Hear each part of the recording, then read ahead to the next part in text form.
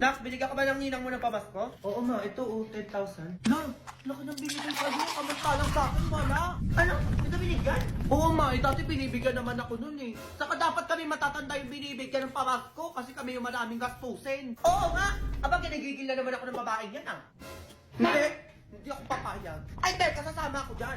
Nasusugodin nila si Ninang. A few moments later. Ay, tumaba.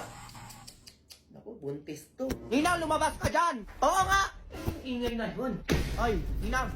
O bakit? Anong nangyari sa inyo? O Ninang, pamasko ko. Oo nga, bakit di mo binigyan tong anak ko? Hoy, anong petsa na pamasko pa din? Tsaka malaki na yung anak mo, bakit bibigyan ko pa yan? Hindi!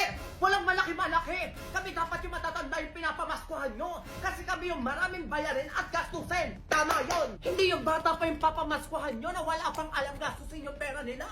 Eto kami oh! Eto, madaming gastusin, bayarin, ano ba? Oo nga naman, Mare, mag-isip ka naman! Ay, hindi ko na yung sa bunso nyo yung binigay ko sa kanya! Na wala nang bawian lang, ano yan? Binigay mo ni. Pamasko ko nilang, dalian mo, madami pa akong parcel na babayaran. Dalian mo na, Mare, sinasabi ko sa'yo, bigyan mo na tong anak ko. Kung ayaw mo magkabaranggayan tayo dito. Grabe! Papilitan na yung pamasko ngayon, mapapabarangay ka ba pag di ka nagbigay? Eh, ganun talaga! Eh, pumayag ka pa maging ninang na itong mga anak ko kung di mo lang din naman pala papamaskuhan. O, eto, 1,000. Lati, 1K lang. 10K na binigay sa akin eh. Ay, ano yan ba, bata?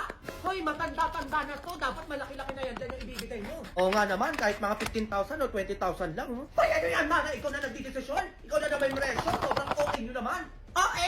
Oh, etong sa'yo barangay. Oh, eto na.